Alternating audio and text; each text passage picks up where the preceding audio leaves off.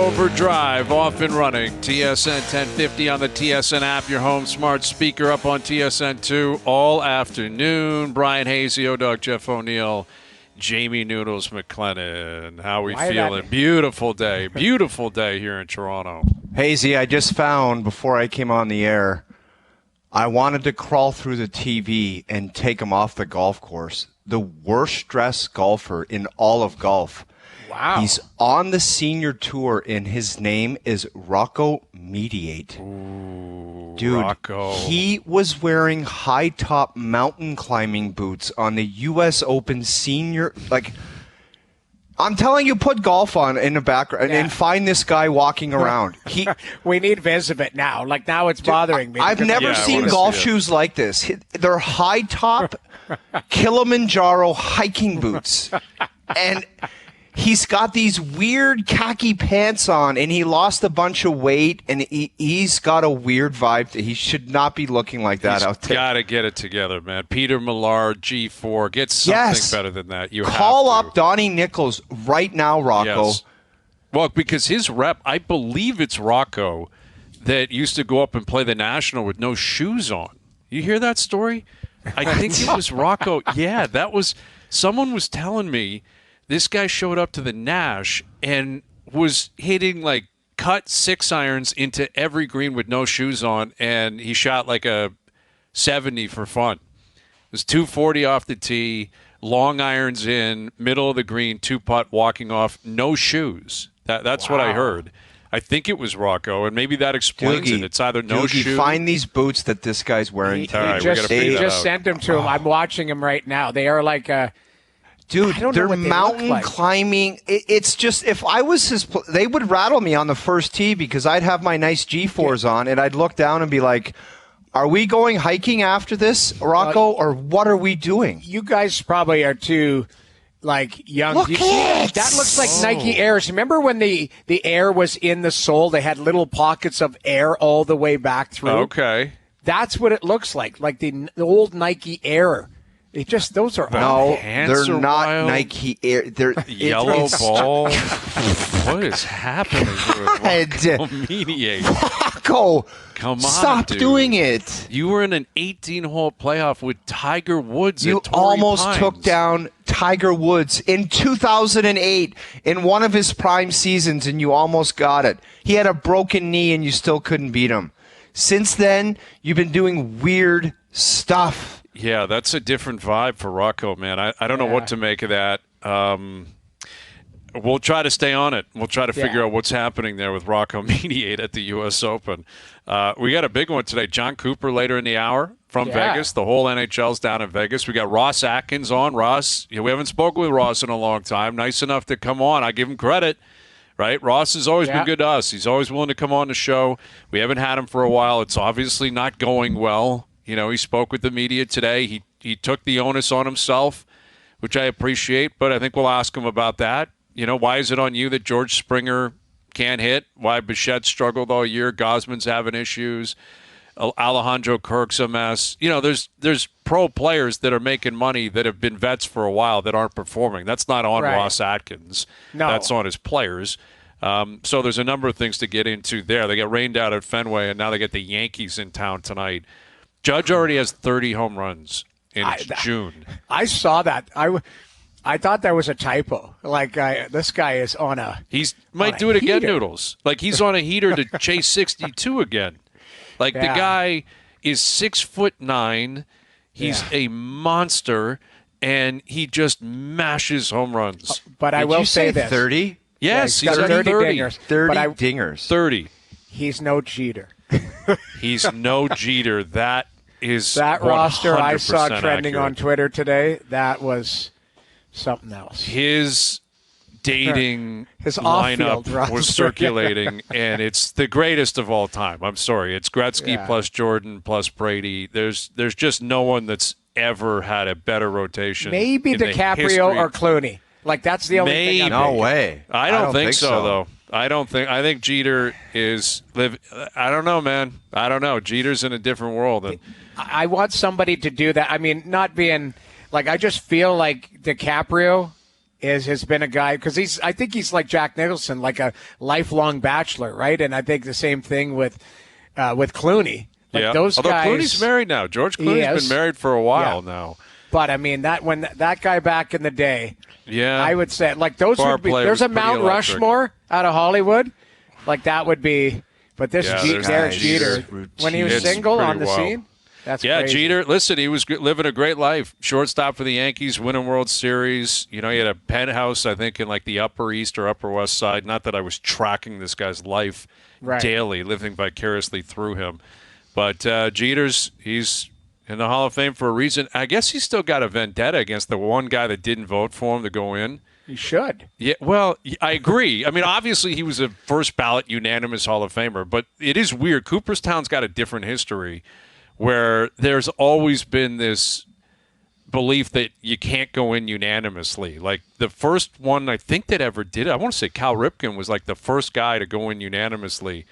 And maybe Tony Gwynn did, maybe Mariano Rivera, but like even like Babe Ruth didn't get a unanimous vote, and Hank Aaron and Willie Mays, like it's some goofy like you got to wait, you can't get in right away type of movement that used to happen in the past that clearly has been broken and should be, because there are guys that naturally should go into the Hall of Fame because of who they are and what they represent.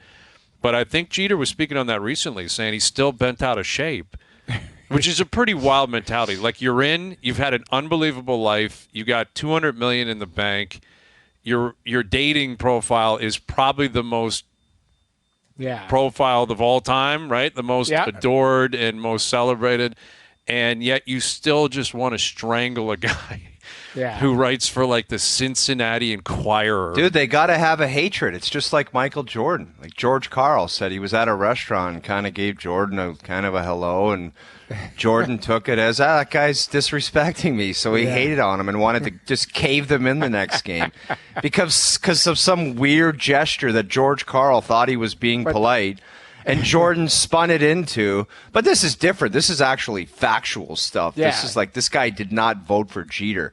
But you would think after a while, like just one day coming in your front door, because the guy's properties must be extravagant, you would sit on your couch and you'd say, I forget about that. Yeah, maybe I'll let that one go. I'll let that one slide. Yeah, I don't think about that anymore. Right. Yeah. Let it go. Let it go. Come on, Derek. Let it go. But there are people that are pissed off, and like Jeter, you hold a grudge. Like I don't know.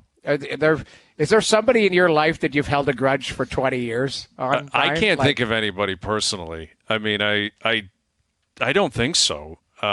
Maybe I need a grudge. Should I create one? Like, who can I create a grudge against here? I'm just saying, like, there is somebody who, like, I have a small grudge. I don't care. I've seen the guy since, but like, there was a guy who took a shot at me, like early in my career, and I thought it was unwarranted. You're talking a media guy. Yeah, it was unwarranted. It was unwarranted because I got second star of the game, and the guy still found a way to take a shot at me. I thought that was greasy. That is so greasy. It was really greasy. And I also like that. There's a legendary guy in Montreal too. Was that Red Kelly or whatever? Recently Red Fisher. Red Fisher, wasn't it? I didn't like that guy. Everyone loved him. Red Fisher. He took a shot at me too. I was like, "The hell with you." What's he he was so taking a shot at you for? Because what was his problem? We tied 2-2 one night, and he was like, "How can the lowly Canadians can't even beat this pigeon?" Basically, like that's what he was saying. I'm like, "The hell with you old codger." Yeah, well, I don't blame you. I had no time for that guy. What do I care what Red whatever his name is? I don't care about that guy. I agree with you. I know he was a legendary writer and all of that type of stuff, but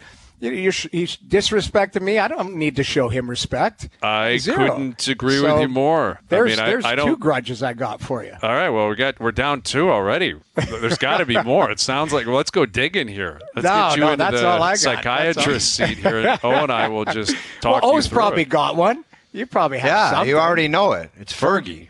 Yeah. Oh, yeah. That's Fergie's like the most famous grudge in the history of Toronto sports media. I can either confirm or deny it. We all know that one. It's just nonsense stuff he did. And yeah. But that's like he just did some stupid stuff. He fired Scotty McKay, one of the best trainers in the NHL. That is number 1 on my list, and that I'll never forgive him for because that was ridiculous. And then he just did a bunch of stupid stuff. My shoulder was completely blown out, but just for some reason it was just known to everyone. But it was, I'm not getting into it because I'm not. Yeah, we don't have to revisit. We don't have to relive. Like I don't know. Like how I would guess, there's a good chance I'm on the other side of a grudge.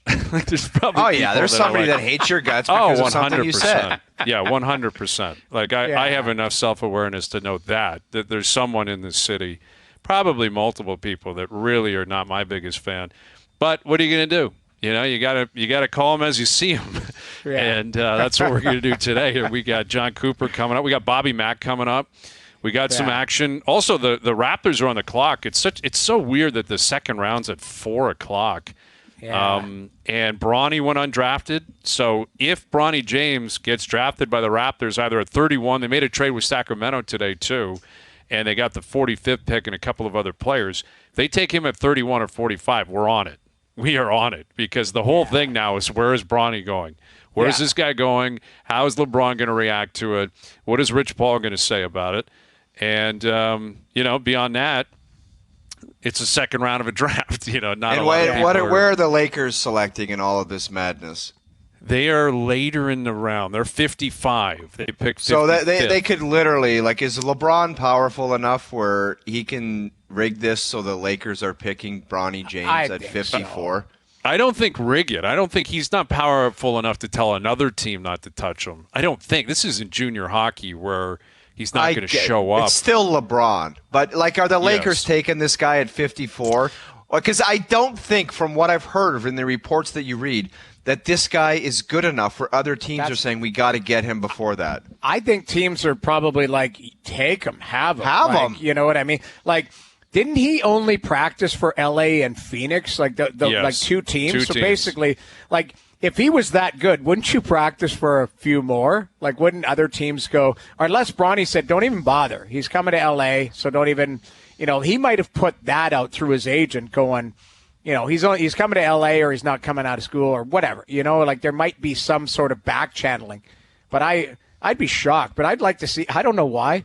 I want the Raptors to grab him. Like I do. Yeah, I'm kind of intrigued by the idea of grabbing him. Like, what else are you doing with the 45th pick? Just get. Do you want an unnecessary media circus? Like, why not? We're in the media. Yes, I do. Why not give us a chance to see Bronny play? I don't care what business. I don't care what business we're in. I am not starting shows with nonsense about a guy that can barely play in the league. That would be like just starting the show with Malachi Flynn news when he was playing for the Raptors, and it was like, you can't even play. So what are we talking about here? I don't need I'll take a media circus around a superstar. You want to give me a stud? I'll do a media circus. I'm not doing one over a guy that can't play. Well, and that's valid. Honestly, that's valid. Like the reason. So you're warned, Hayes, and Doogie's warned. If he ends up a Raptor, don't even think about it. If you want to do a segment on Bronny James to start every Thursday or something, no way. Well, you know what happens. Let me paint you a picture. Go ahead. Try to talk me into a Bronny segment. The first thing we hear is he's moving in with Drake. He'll be living with Drake when he gets up here. That's a lock. That's garbage. I'm too Doesn't old that for this, scream man. lock? Bronny will, like, for the first couple of years while he gets acclimated to the city, he'll be living on the bridle path with Drake. Do you think his dad would let him move in with Drake? Are you I would high? suggest he shouldn't. I don't know. Yes. I mean, he and Drake are very close. Yes. Like when a kid moves out of the family home to go play professional sports, it's like it's an important sign-off in life where things got to be taken care of. I lived with John and Pam Bosco in Simsbury, Connecticut. A great family. You don't move in with Drake. Well, maybe. Can you imagine if I moved in with Drake in Hartford? Dude, I would be in jail. Yeah, that would be outrageous. The idea of you trying to keep up with Drake, because you'd have to, right? Drake's not going to change his life because of Jeff O'Neill living in his basement. Dude, I guarantee you during those times it might not have been an issue keeping up, but it would just be next level. There was enough nonsense to go around, but I did not need to be living in Drake's house. It's not about keeping up, exactly. It's about, you need a game day nap, and it's there's some sort of themed party that afternoon. You're like, can we tone it down a little bit here? Yeah, you're trying to take a nap and there's 38 people in his pool outside. Right. I think Bronny moves right into the bridle path. And takes over 9:05. There's nothing. Not even that. Not even that. You couldn't even talk me into saying we. You don't find that interesting at a minimum. I would not start the show with Bronny James moved in with Drake. Come up with something different. How much oxygen did we waste on that LeVar Ball and his kids? A ton. A ton. You're right. That guy was a dud. I mean, I think one of their kids, LaMelo is decent, isn't he? You know what? LaMelo, if you said Bronny James is buddies with Austin Matthews and he moved in with him, I would find that interesting. Maybe. Okay. Well, maybe we can make that work. I don't know. I don't know if Austin's, family friends with the James family. Yeah, LaMelo can play. Lonzo can play. He's just hurt his knees have completely. He's done. I'm not sure how much he'll play the rest of his career. But the dad was painful. But he's quieted down a lot, LeVar. I haven't heard from that guy in years. I haven't either.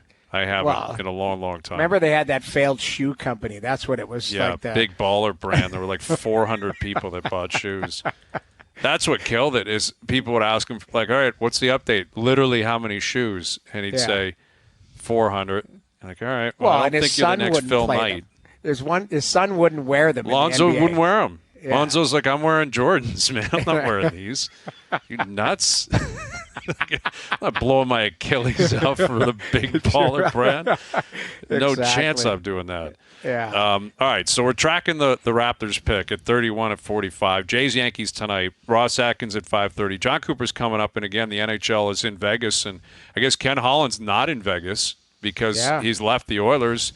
And interesting timing because Jeff Jackson, and Jeff's a straight shooter. Jeff's a very, very straight shooter. And we have some audio that we'll play throughout the afternoon. It does seem like the timing is tough. Jackson is capable of making these moves, and they have other members of the front office working with him, obviously, and he has his finger on the trigger for any big move that's going to happen. But he did admit, he wants to get a GM pretty quickly. Right. So I don't know if that was because... Don't you think that they would have a GM in place? I'm pretty sure. I guess that's what I'm saying. Is it because they got to the Cup final? What are you going to do?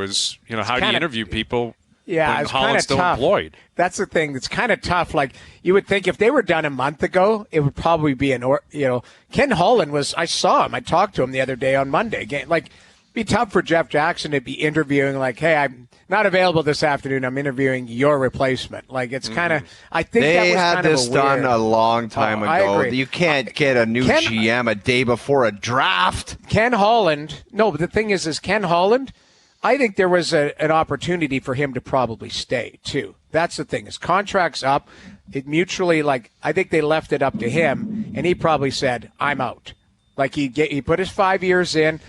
I get the impression that Jeff Jackson and company have kind of been running things anyways. You know what I mean? Right. Ken Holland's the figurehead. He's an experienced guy. But, some of the moves did reek of, a group, not just one individual making a call. Right, and Jackson's at the top anyway. Exactly. So, it's kind of like last year where Dubas left, a little bit later than they thought. Then they had to hire someone, and, there was some concern here. Can the new guy figure it out quick enough to make adjustments? And I'm not sure. In fact, I think I know Trey Living did not have enough time to really put his stamp on things.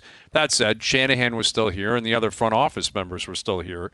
As for the Leafs, they've been quiet. Other stuff's going on around the league. Other Dakota Joshua signed in Vancouver. Ryan Suter's going to be bought out in Dallas. Jackson was speaking today about the possibility of them buying out Jack Campbell. And, there's the Sharks are trying to accumulate higher picks. They got the first pick and the 11th pick now. They made a move to move up. So other teams are in on the act. And so far, the Leafs have been pretty quiet.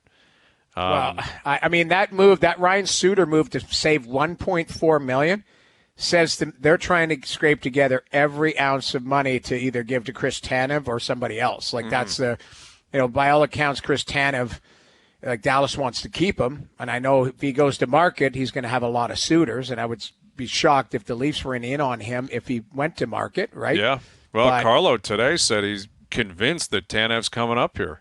Well, said that on the morning show this morning.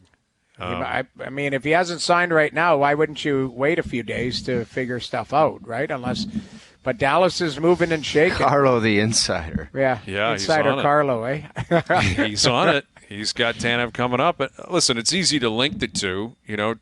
Tree Living knows him, likes him, wanted him at the trade deadline. That's our understanding. Yeah. Tanev's from here. It'd be a good fit. I'm a little bit apprehensive of a 4 or 5 year deal. Very apprehensive. I mean, he's 34. He'll be 35. A lot of injuries. I don't know. That's one where I think you got to play poker a little bit if you're the Leafs. If he really wants to be a Leaf and come home, it's got to be a shorter term deal. I'm on the other way, Brian. I think that right now the currency is term. Oh yeah. There's no deals here saying you want this, because he can just say, why would on earth would I do that when I can get X somewhere else? They're not. I know what your thinking is, but I don't know if that's available if you want a player like that. It was Noodles is mentioning the currency for defensemen. I think if it's like, well, we can't do this, we want to go shorter term, it's just check, please, I'm going to the next one. I think what it is now, and I was talking about it yesterday with the Stamkos situation. If Tampa wants to keep him and he wants to stay, you figure out what his number is, and then you're going to have to do the LTIR or chew on something at the end of it. Like I go back a couple years to keep Ryan Nugent-Hopkins. Edmonton, Ken Holland gave him an 8-year deal. At some point that's not going to look great. Mm-hmm. But he's like, I got Ryan Nugent-Hopkins, who followed it up with a 100-point season at 5.25, right? So he was 27 when I you understand. Gave it to him. I understand. I'm these are talking all about different. his age, not the player. I like Tanev. Don't get me wrong. I'd love to have him. But I'm just saying, it wouldn't shock me, that we're going to see some crazy things happen here where it's like, hey, Steven Stamkos is 34 years old. He signs a 7-year deal, and to put a bunch of money in his pocket, and he goes on LTIR the last 3 years of it. Well, that is possible, as long as the player's willing to abide by that. That's the wink, wink, nudge, nudge. Because if the player is 39 and goes, I'm not going anywhere, I want to keep playing, then you got a Patrick Marleau situation on your hands. Yep. And you're like, great, we're paying this guy $7 million. He can't play anymore. Yep. What are we supposed to do? I agree. It's dangerous. It could work out, but it also could burn you long term, not short term. All right, John Cooper coming up. Bob McKenzie today. Pierre LeBrun from the draft. We got Rowan Barrett on the Canadian team coming together here in Toronto. They're going to the Olympics, as we know. And Ross Atkins in just over an hour with the Yankees in town tonight. Overdrive continues. TSN 1050 and on TSN 2. All right, John Cooper coming up here in a moment of the Tampa Bay Lightning and Team Canada. He'll be the head coach for the Four Nations Cup or Face-Off, whatever the hell it's called, in a year from now, and the Olympic Games in a couple of years. And the top 6 for Canada, U.S., Finland, Sweden for the Four Nations Face-Off will be announced tomorrow. So I'm sure they already know who's going in. Maybe Coop can give us a little tease. Oh, yeah. Maybe we'll grill him and ask if McDavid's going to be on the team. See what he has to say about that. On the bubble. What if he's like, he's on the bubble. Bubble guy. Just some details on that. That's replacing the All-Star game. So that's in February? Yeah, it'll be in Feb. It's in Montreal and then in Boston. So, Cool places. Great places. Yeah. Great places. I think you'll get great support.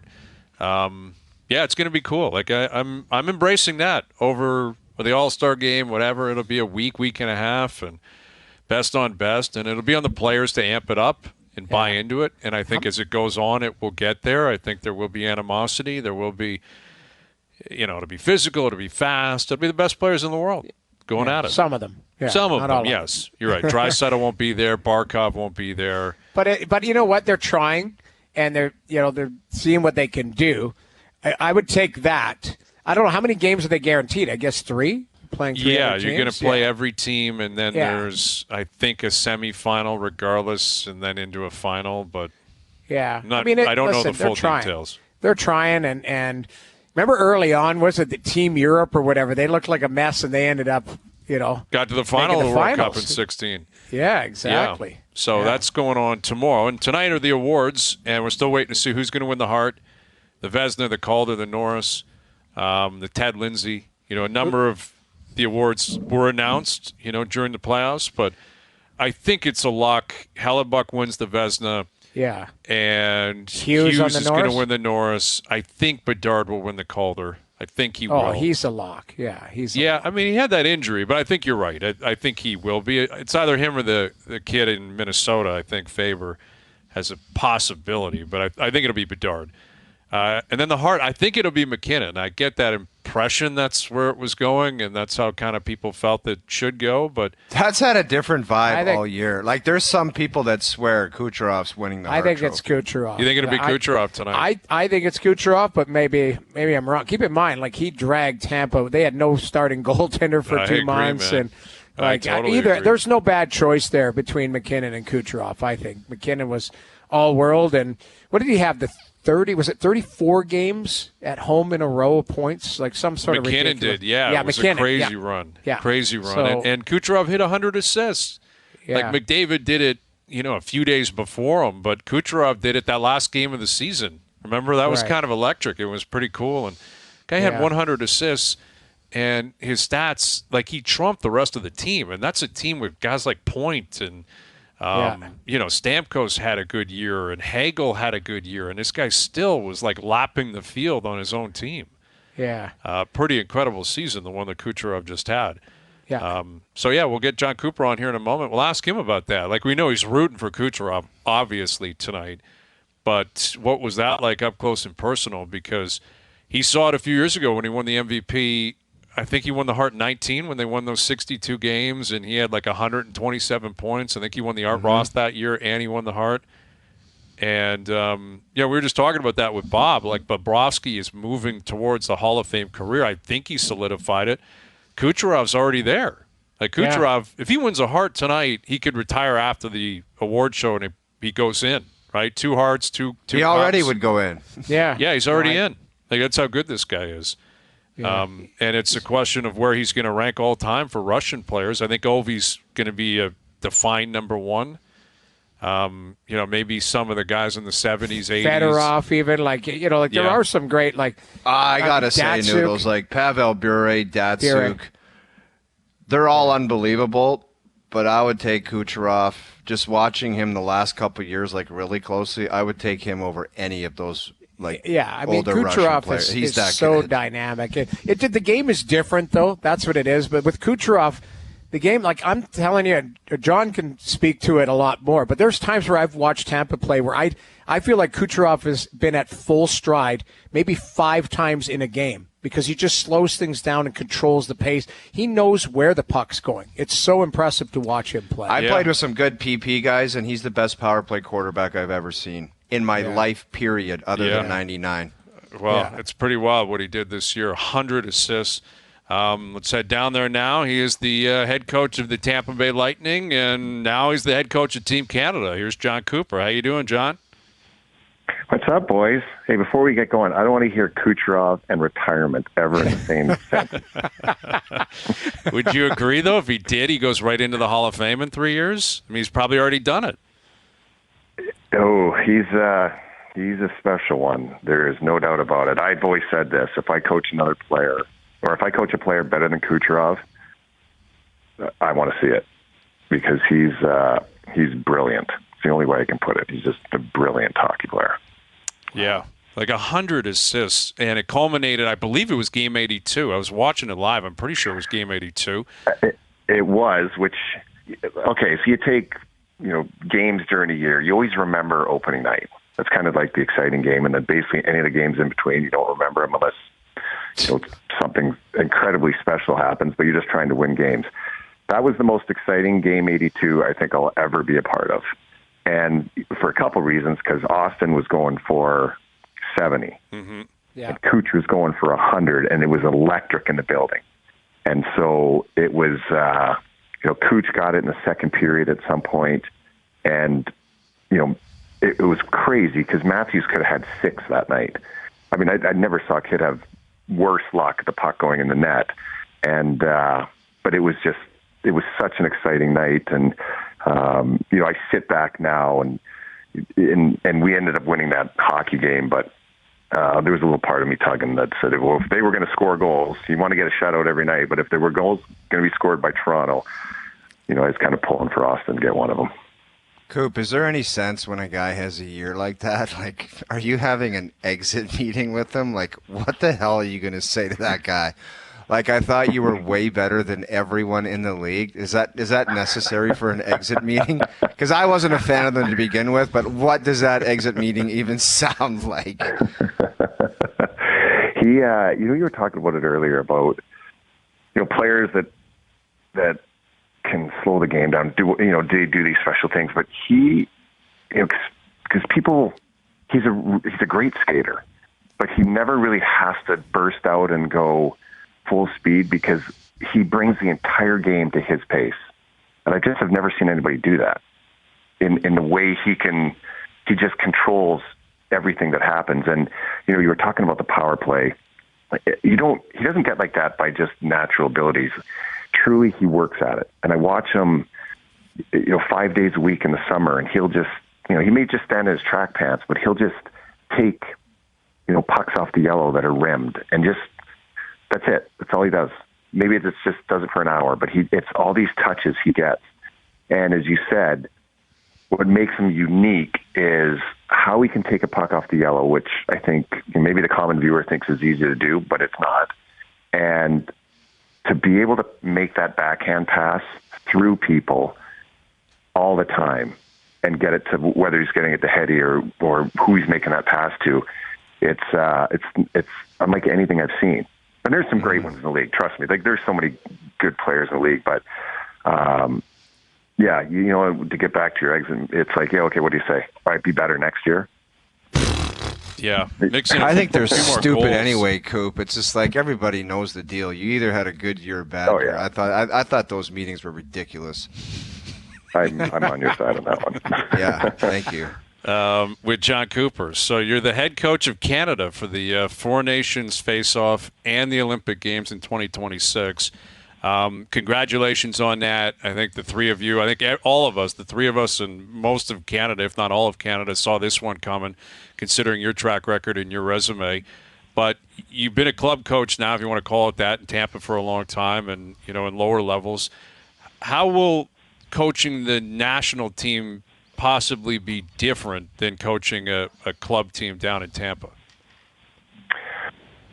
Well, it's so hard to explain because, thankful for the opportunity to get it again because you just never know. You never know what's going to happen 3 or 4 years later if you're in the same situation, if you're coaching the same NHL team, and to get this opportunity.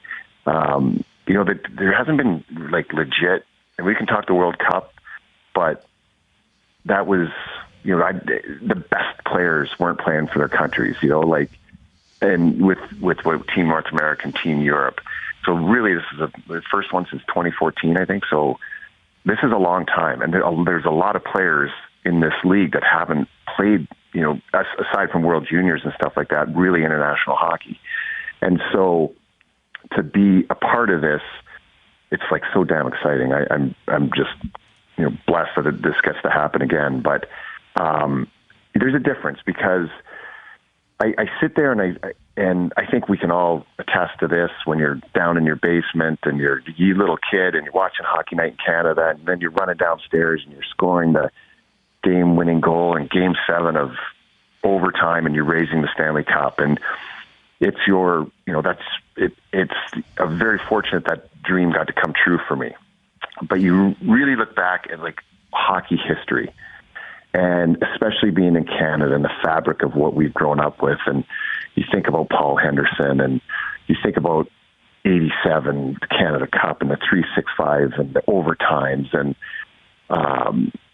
you think about Sidney Crosby and the golden goal in 2010. These are massive moments in hockey history of getting to represent your country. And I think there's no event that's more watched in the world. That we say whatever about the World Cup is a big thing, but when you get to the Olympics, everybody's eyes are in the Olympics. Mm-hmm. And to have that opportunity to wear, the flag on your chest and what it has meant to me in my entire lifetime, and watching all these moments and being at Notre Dame in grade 10 or whatever it was, and having them shut the school down and bring the TV in so we could watch the Olympics.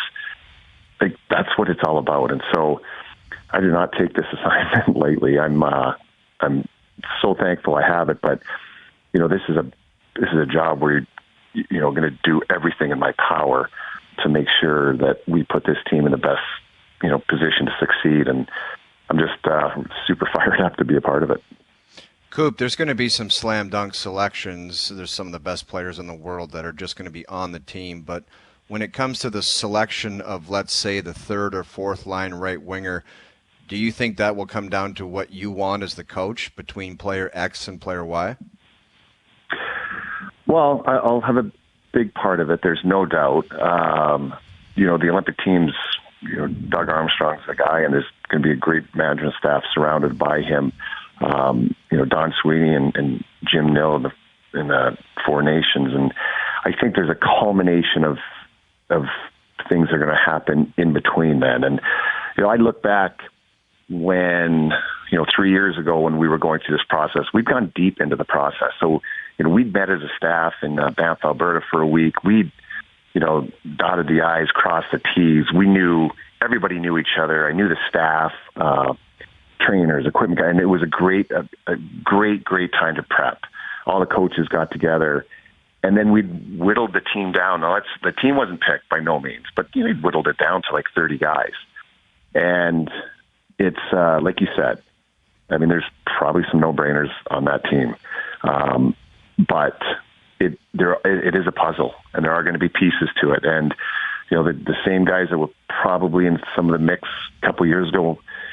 You look at some of these young kids that have come up, and there's guys knocking at the door. So it's kind of an exciting process to go through. And I think the Four Nations is people say, well, is that a precursor to the Olympics, or what are you calling that? And I'm just saying, what, we've got 2 years to put this team together for the Olympics, and I think that the Four Nations is a great, it's going to be a great event to be, kind of peek into what we're going to see in the Olympics. But I do know one thing is when the puck drops in that Four Nations, everybody's going to go game on to win it. But it's, I think, everything leading up to Olympics is going to be kind of a fun time. Have you allowed yourself to kind of just mock up a little bit of a lineup, or maybe some lines that you've thought about maybe in the back of your head going, no, that would be nice to have that guy play with that guy?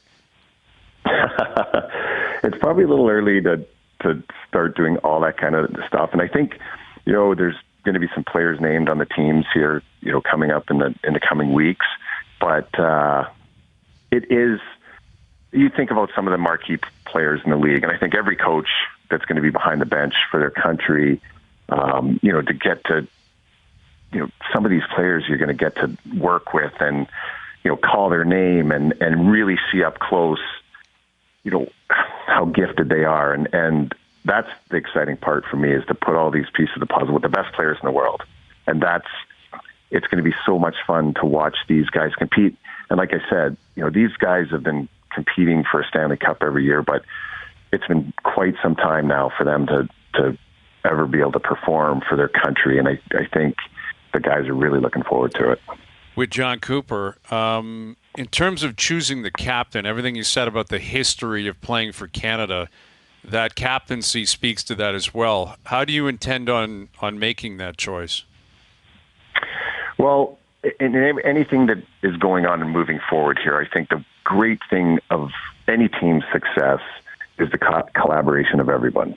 And yes, am I on the phone right now doing the interview with you as the head coach? I am, but there's so many more people involved in this, and people that have been watching these games and been around these players, and know what the fabric of what their being is about.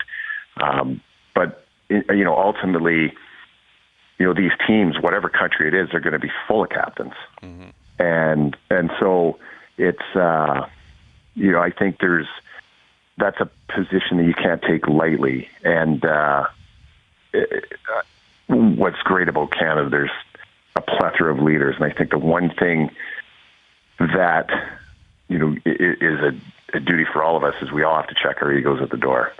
And, somebody will be named captain, but it'll be a effort from coaches, management, everybody that comes in and chooses that one. Yeah, well, including yourself, right? Where I don't know who's on your staff yet, but we've spoken to past head coaches and past assistant coaches, and like you may have, maybe Rod Brindamore is running the forwards, and you're going to look down on Rod and say, "What are you doing?" Like what are we doing here? That's Rod Brindamore. Like that's going to be probably a transition for you as well, right? Where it's, generally it's a lot of great head coaches that fill out the staff. It works the other way too. Mm-hmm. The assistants might be looking at me going, "Coop, what the hell are you doing right here?" So, yeah, it'll definitely but does. It's going to be great to work with all these guys, and I've been in the league for a little while now, and there's it's crazy because we're all competing against each other, but there's a great admiration for everyone. And for instance, I got asked, somebody asked me, "Well, how'd you feel about Florida winning?" And they were a deserving champion. I mean, even though they're in our state, they had a hell of a team. They did a great job, a deserving winner. That game could have gone either way in Game 7, and you would have crowned a great champion. But, you cheer for guys. And it was, to be honest, it was great to see. You want to have that cup every year. You want to win it, and you want your name on it every single year, but probably unrealistic, and you want good people to win it, and there's some good people in this league. But watching, Paul Maurice raise it up over his head, I was really happy for him. Yeah, that was a really, really cool scene. Not that we've been paying attention in Canada, but 5 straight Cup finals for teams from Florida. Like, it's a bit much, Coop, if you could just slow down there. It's a little annoying. Yeah, it's getting a bit annoying. It's a little bit annoying up here. But you know what, though? It says a little. People say that to me about the Florida thing, but it says something about the Atlantic Division, I'll tell you that. Yeah, that is for sure. That is absolutely for sure. Well, congrats, on being anointed head coach, Team Canada, next year at the Four Nations face-off and then at the Olympic Games as well. It'll be a blast to track all this and enjoy the off-season as well. We appreciate you doing this. Hey, thanks, guys. Yeah, it's a little weird doing this one in June. Usually we're mid-season doing this little segment. So I'll see you guys down the road. You got it. There he is, John Cooper, the Tampa Bay Lightning and of Team Canada. So he's excited. That's cool. As he should be. It's an unbelievable honor to be the head coach of Canada at the Olympics. That's an incredible honor. Yeah. And he's well-deserving. He's a great coach. Yeah, he's an elite coach, and, he'll choose the right team. I'm sure I guarantee you he's already mocked up some stuff. And I was going to bring up that McKinnon was talking about playing with Sid on the power play, all of that type of stuff. I think he would like that. I think he would like that because it would be on their mind as opposed to just be like, all right, when is that thing? When do I got to show up to that? Listen, I think that's a huge benefit for Canada historically, how much it means to people up here. Of course, especially the players. 100% the players. That's what I'm saying, I guess, is the players. Like, of course, the fans care, the media, but the idea that the players realize, like, we got to get this. We have to get this, and we're jacked for it. That's a huge benefit. I don't know if that applies everywhere else. Sure, I know. I'm sure there's some countries and some nations that some of the players are like, when is that thing, by the way? When do we got to show up to that? Exactly. Yeah. And Canada, that doesn't happen, and that's a huge benefit to have. Or this one, the Nations Cup or whatever, they're like, I don't want to play in it. They want the break during the season. Right. Because it's if you win, what do you get? There are guys who don't care about anything else other than just getting through the 82 games and trying to win a Stanley Cup or trying to play. Putting the jersey on. When I played in the World Juniors, I think they won 4 or 5 World Juniors in a row. And then when our team put the jersey on, it was like, are we really going to be watching all of that, like the year after year, and the grittiness and the clutch, and we're not going to do it? You don't want to be the team that doesn't do it. Mm-hmm. Yeah. And that's why the players care so much. They have all the memories. Gretzky to Lemieux, Sidney Crosby, golden goal, all the World Junior memories. They want to, and obviously there's been a bunch of upsets too. There's been some shellackings and teams that go to World Championships, World Juniors that embarrass themselves. But it seems like it's a one-off for the most part, and it's just nobody wants that. Absolutely. So thanks again to John Cooper. All right, we got Bobby Mack coming up, Bob McKenzie in about 15 minutes, Ross Atkins at 5:30. Overdrive continues, TSN 1050 and on TSN 2. All right, the second round of the NBA draft continuing. Raptors taking Jacoby Walters yesterday with that 19th pick, and Zach Edey went 9th to Memphis. The Toronto boy. So Memphis ended up taking him. I didn't think he was going to go in the top 10, but he did. So Congrats to Zach Edey, and Bronny is still on the board and available as the second round continues. So no news on Bronny James, but keep you updated on that. Jays Yankees tonight. Ross Atkins in about a half an hour. So Ross doing the rounds today. We'll see what he has to say about the first half of the year. Trade deadline's a month away. Think he's feeling the heat? Yeah, of course he is. I mean, he knows. He knows what's going on. You just look at the record and the way they've played ball. That's troublesome when you had playoff expectations, right?